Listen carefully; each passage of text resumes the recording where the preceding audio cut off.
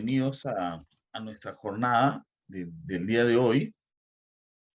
Espero que todos se encuentren de la mejor manera, donde vamos a enfocarnos, pues, esta vez solamente o exclusivamente en ciencias sociales, ¿sí? Entonces, nuestro grupo se ha dividido.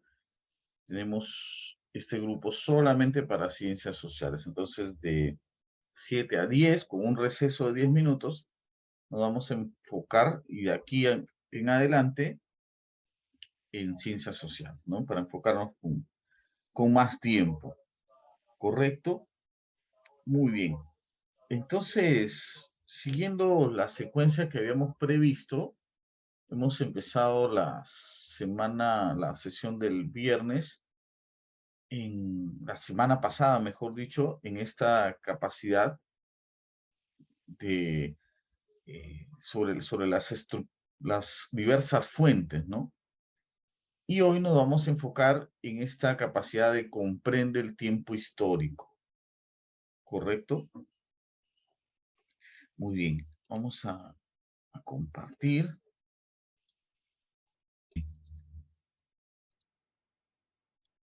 Empecemos entonces con esta capacidad de comprender el tiempo histórico. Y según el temario, ¿no? Esta capacidad se subdivide en tres aspectos, en tres conceptos, ¿no? En el manejo de las secuencias temporales, en el manejo de las simultaneidades históricas y en el manejo de cambios y permanencias. Esos son los tres, digamos, subtemas a partir de esta capacidad. Repito, ¿no? El manejo de las secuencias temporales, el manejo de las simultaneidades y el manejo de los cambios y permanencias. Precisamente son esos tres conceptos en los cuales nos vamos a enfocar el día de hoy. ¿Ya? Entonces, estamos siguiendo la secuencia abordando la primera competencia, que es construye interpretaciones históricas. La semana pasada nos hemos enfocado en la primera capacidad, interpreta críticamente fuentes diversas, y hoy nos enfocamos en la segunda capacidad, que es comprende el tiempo histórico. No sin antes, pues, recordar que para que se logre esta competencia, es decir, para que el estudiante sea competente para construir su interpretación histórica, tiene que combinar estratégicamente estas capacidades. Nosotros lo vemos por separado, pero el enfoque por competencias que subyace al currículo nacional de la educación básica indica claramente que las capacidades deben combinarse. Es decir, no se puede ser competente, en otras palabras, no se puede alcanzar la competencia, digamos, trabajando las capacidades por separado. Nosotros los separamos por un tema didáctico, ¿no? Como preparación para el examen, pero en realidad deben combinarse. En la práctica deberían combinarse, es decir, nuestras experiencias de aprendizaje, las actividades de aprendizaje deberían implicar retos donde el estudiante, para superarlos, para resolver estos retos, necesite imperiosamente combinar las capacidades. Si el estudiante puede resolver el reto sin la necesidad de combinar estas capacidades, se asume que el reto es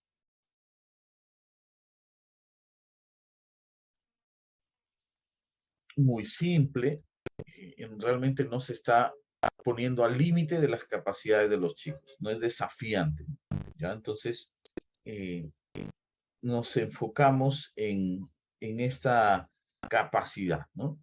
Comprende el tiempo histórico. ¿Qué significa? ¿No? Significa, en primer lugar, es usar las nociones relativas al tiempo de manera pertinente. reconociendo que los sistemas de medición temporal son convenciones que dependen de distintas tradiciones culturales. ¿Ya? Entonces, yo lo dividiría en dos, esta capacidad. Para comprender el tiempo histórico, tú en primer lugar necesitas conocer el tiempo cronológico, conocer y comprender el tiempo cronológico. Una vez que has conocido el tiempo cronológico, esa se convierte en la base para comprender el tiempo histórico. La primera parte, ¿no? La primera parte que se observa aquí hace precisamente referencia al tiempo cronológico. Toda esta parte de aquí, ¿no?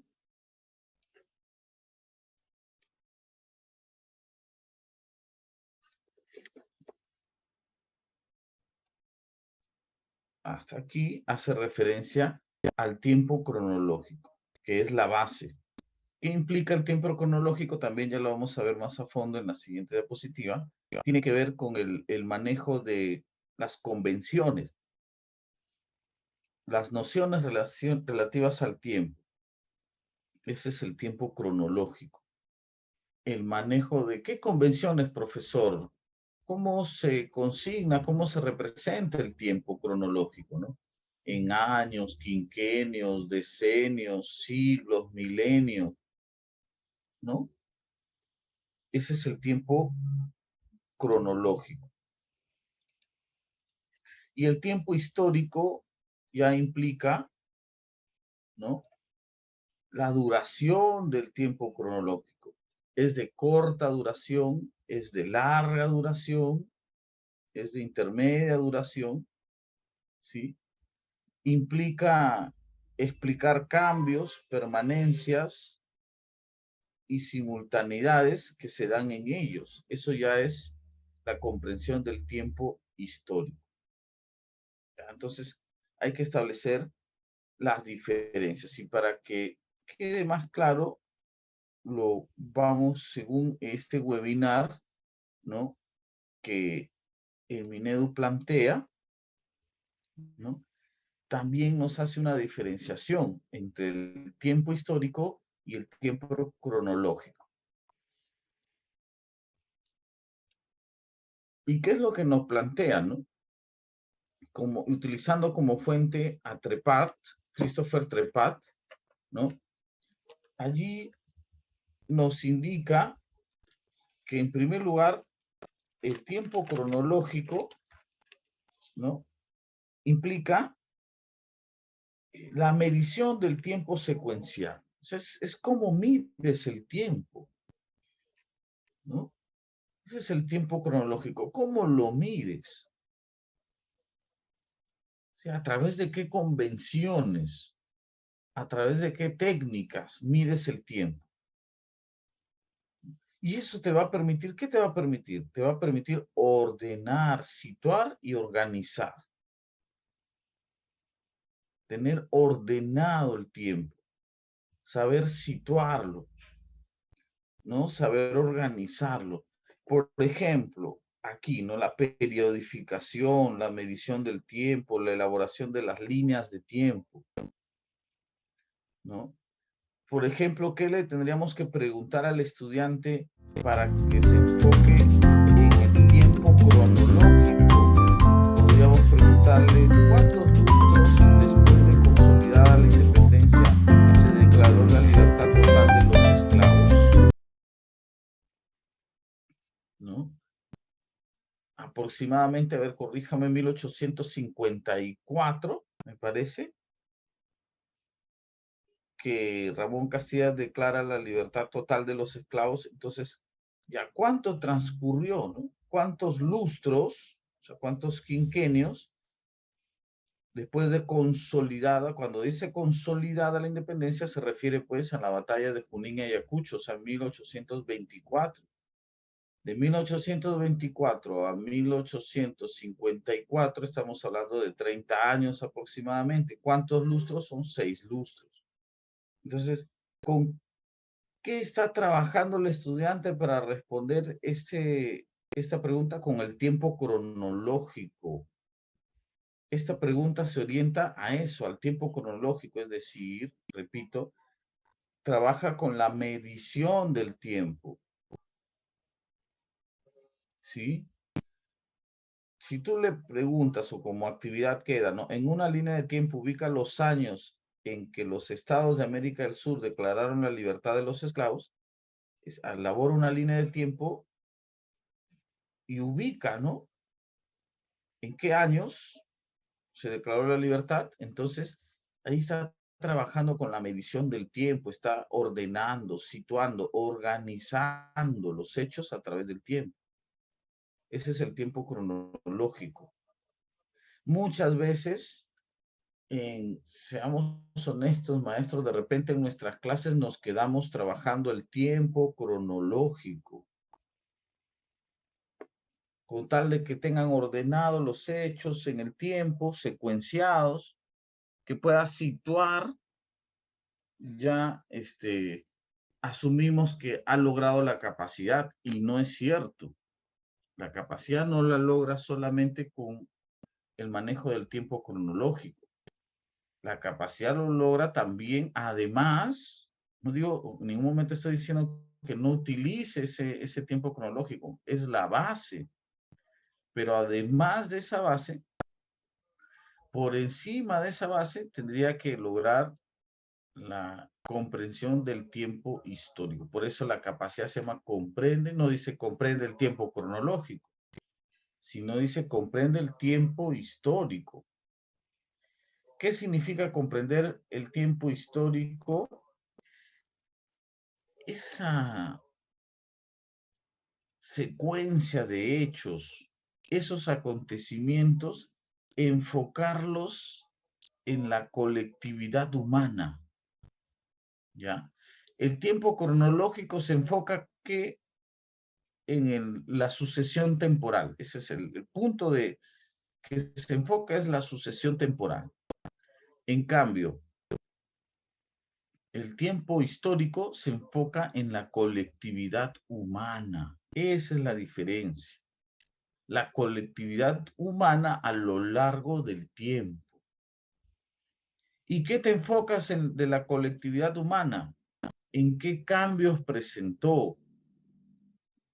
¿No? ¿En qué permanencias presentó? ¿En qué simultaneidades? ¿Cuánto duró, ¿no? El tiempo en el que permaneció, los cambios, etcétera? Las duraciones, ¿no? Larga duración, corta duración, etcétera. ¿Ya? Pero nos enfocamos en la colectividad humana. ¿Se dan cuenta de la diferencia? En las primeras preguntas, aquí se enfoca en el tiempo. ¿Cuántos lustros? En una línea de tiempo ubica los años. El protagonismo lo tiene la cronología, ¿no? Las nociones temporales. En cambio, en el tiempo histórico, el protagonismo lo tiene la colectividad humana. ¿Cuáles fueron los cambios y permanencias en las actividades económicas que desarrollaron los esclavos? El protagonismo lo tienen los cambios y permanencias que tuvieron los esclavos, la colectividad humana. ¿Cómo se desarrolló el proceso de liberación de esclavos en otros países del continente? Entonces, la colectividad humana, ¿no? ¿Cómo se dio su liberación? ¿Sí? Eso es en lo que se enfoca, ¿ya? Entonces, ahí está un poco la diferencia, ¿no? Entre el tiempo histórico y el tiempo cronológico, ¿sí? Entonces, indicado esto, eh, comprender el tiempo histórico implica, pues, en primer lugar, está bien. La manera en que medimos el paso del tiempo es una convención humana. O sea, el tiempo cronológico es importante si acá se indica, ¿no?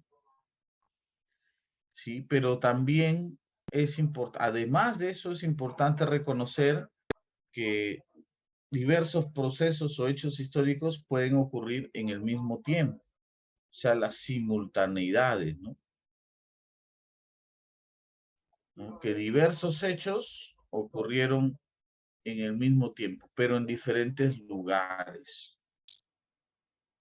Mientras ocurría, eh, digamos, la independencia del Perú, se consolidaba la independencia del Perú en 1824, ¿qué ocurría en Europa, por ejemplo?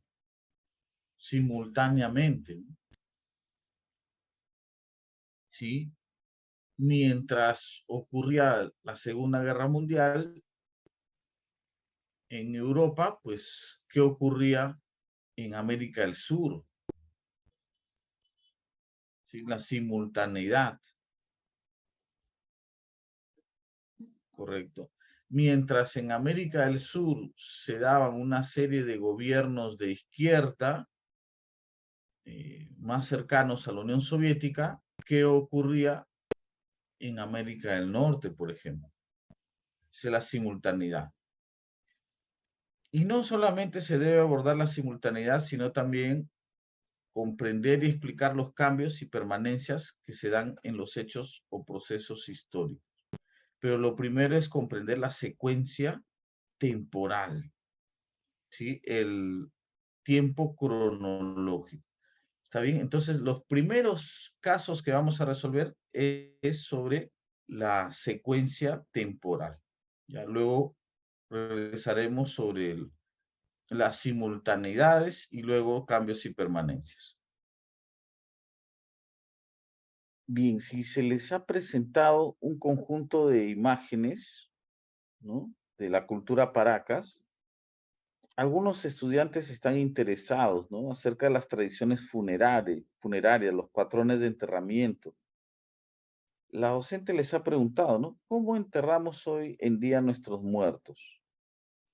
¿Qué es lo que está promoviendo aquí? Miren, una contrastación, ¿no? Del patrón de enterramiento actual con el patrón de enterramiento de la cultura Paracas. Los Paracas enterraban a sus muertos como se hace actualmente, ahí está la comparación, ¿no? ¿Qué diferencias se encuentran entre sus costumbres funerarias y las nuestras? Entonces, al hacer ese contraste, claro, el propósito es favorecer la comprensión del tiempo histórico, de hecho que se enfoca en esa capacidad. Pero ¿cuál es el desempeño que se busca promover ahí?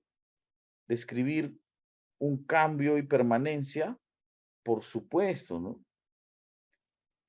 Cuando ellos van a contrastar el patrón de enterramiento actual con el patrón de enterramiento de los Paracas, pues se van a ver qué cambios se presentan, ¿no? Cambios como, por ejemplo, la idea del tipo de la tumba,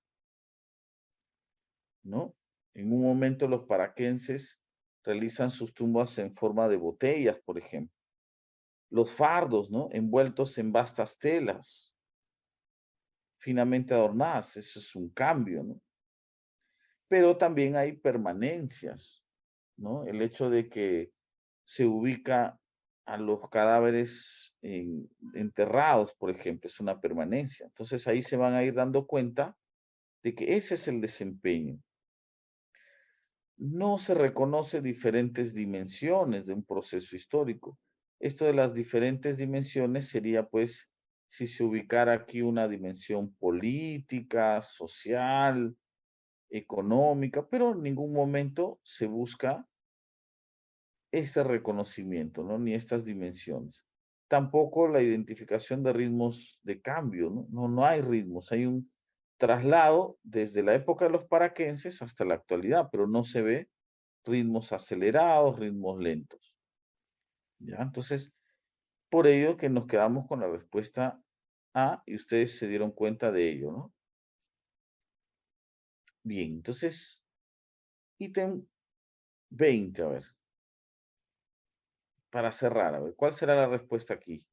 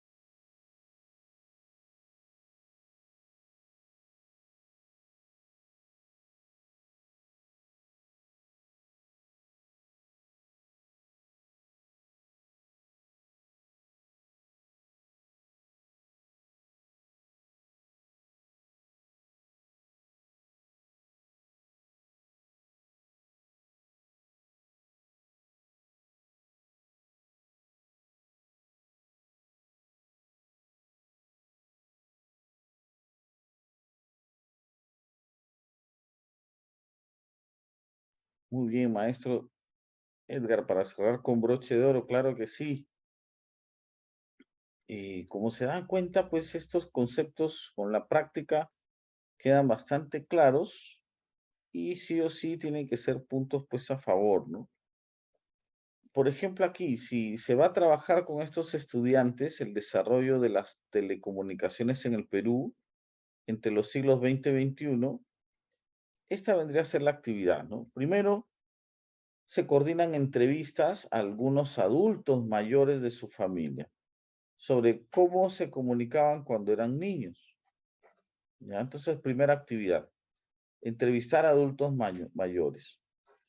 Segunda actividad, luego de realizar las entrevistas, pedir a los estudiantes que las compartan y comenten qué formas existen actualmente para comunicarse con personas que están lejos. Entonces hacen una comparación entre cómo se comunicaban los adultos mayores cuando eran niños, ¿no? Y cuál es la forma de comunicarse actualmente. Ahí va a ser un contraste. Eso será que simultaneidad, secuencialidad, establecimiento de cambios y permanencias. Finalmente, reflexionar con los estudiantes a partir de las preguntas, ¿no? ¿En qué se parece y diferencia la forma como se comunicaban entre adultos mayores y cuando eran niños con la forma que nos comunicamos en la actualidad? Miren, a través de esta pregunta se busca el contraste. ¿Qué, ¿En qué se parece? Significará pues una permanencia que se mantiene, ¿no? Y diferencia hace referencia a que ha cambiado en la forma de comunicación. Y finalmente, cuando dice, ¿cómo te imaginas que será la comunicación en el futuro? Bueno, ya trata de proyectarse un poco, ¿no? Pero aquí en lo que se basa es en establecer qué ha cambiado en la telecomunicación en el siglo XX, ¿no? Con los adultos mayores cuando eran niños y en el siglo XXI. ¿Qué cambios, o sea, qué diferencias pueden encontrar que ha cambiado y que se mantiene? O sea, ¿qué se parece, qué se puede repetir a través de los años? Ya, entonces, la respuesta, sin lugar a dudas, pues sería la opción C. Muy bien, maestros, y así vamos concluyendo lo que respecta a esta capacidad, ¿no? De la comprensión del tiempo histórico y sus tres conceptos que indican el temario también, ¿no? Me refiero a la secuencialidad, me refiero a los cambios y permanencias y me refiero al concepto de simultaneidad. Muy bien, yo les agradezco por su atención. Activemos las cámaras, a ver, para despedirnos, maestros, para desearnos unas buenas noches. Muy bien, maestro Edgar. Excelente. Muy bien, muy participativo. Felicitaciones. Maestra Felicita, ¿cómo está? Buenas noches. Maestra Abigail, ¿qué tal? ¿Cómo se encuentra? Maestro Ermitaño, buenas noches. Maestra Corina, ¿cómo está? Maestra María Dilma, buenas noches, ¿cómo estamos? ¿Todos bien? Excelente, maestra. Muy bien, cada día más cerca del examen. Maestro Roberto Carlos, buenas noches. Muy bien. Entonces, que pasemos pues unas bonitas noches, maestros. Cuídense mucho. Les agradezco por su atención y a seguir pues en este camino preparatorio, ¿no? Hasta luego. Nos estamos viendo hasta el viernes. Cuídense mucho.